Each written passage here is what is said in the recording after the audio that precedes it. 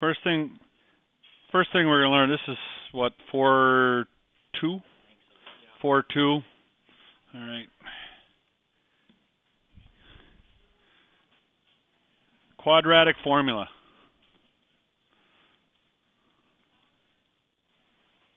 Tick. Formula. Okay. Quadratic formula. X equals negative b plus or minus square root of b squared minus 4ac divided by 2a. All right, this comes from the standard form. If you think of the standard form is always ax squared plus bx plus c. And if you notice the coefficients a, b, and c, that's what we've put into the quadratic formula to be able to figure out what our x is. All right? So when we do this, if I was going to come up with, let's say an equation, let's say I had something like 3x squared plus 5x plus 10, and I said, man, I don't know if I can figure out what this is. All right? Actually, I'm going to change this here, minus 10. I'm going to do that because if I don't do that, we're going to come up with something that's imaginary number. Okay, so I'm going to look at this and I'm going to say, I don't know how to factor this out. I want to be able to factor it out so it's x and x, right? What is my x going to equal? And that's a tough one to look at and figure out. So I'm going to say I can put it into the quadratic formula to be able to determine what I've got. Now, this is my A, this is my B, and this is my C.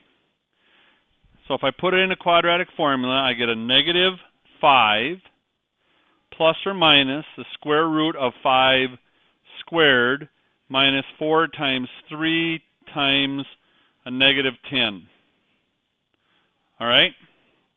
All over 2 times 3.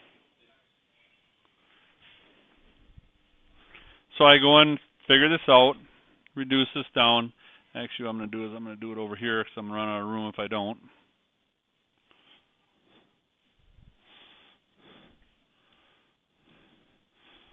I'm going to have a negative 5 plus or minus square root of 25, and it's going to be a minus times a minus, so this is going to be a plus, 120.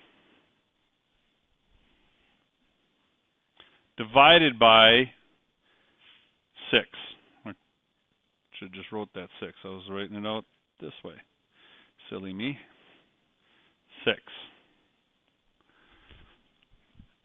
And if we reduce this a little bit farther, we can say negative 5 plus or minus the square root of 145 over 6. Now I know my x is going to equal this. X is going to say negative 5 minus square root of 145, because I really can't reduce 145 down to a good number in here, and over 6, and I'm going to have x equals minus 5 plus the square root of 145 over 6. And those will be my two x's for the equation that I had up written before. That's using the quadratic formula to be able to solve what your roots are for a standard form equation. All right? We'll jump through this quickly. Next one. This is called a discriminant.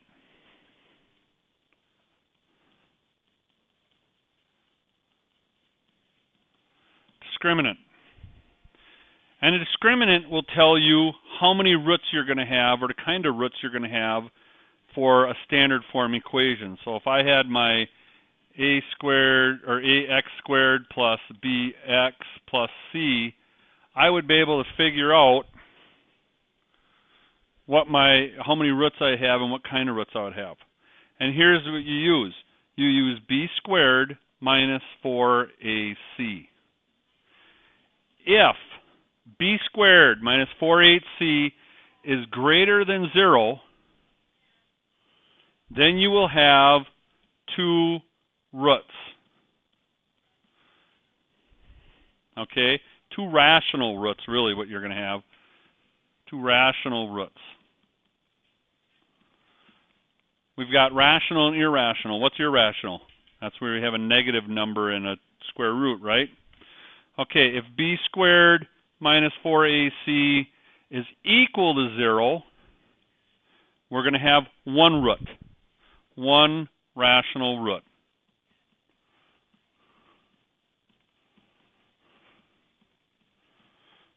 Okay? And then the last one, if b squared minus 4ac is less than 0, then we have irrational roots.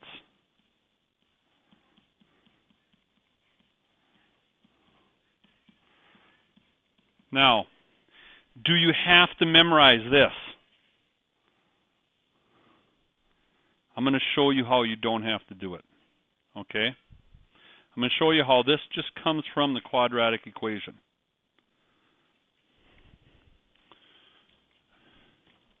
If I take a look at the quadratic equation, x equals a negative b plus or minus the square root of b squared minus 4ac over 2a. All we're looking at is this square root right here. And there's three things that can happen in that square root. One, it can be a plus number, a positive number in there, which means I've got a negative b plus or minus whatever that positive number is in here. Okay?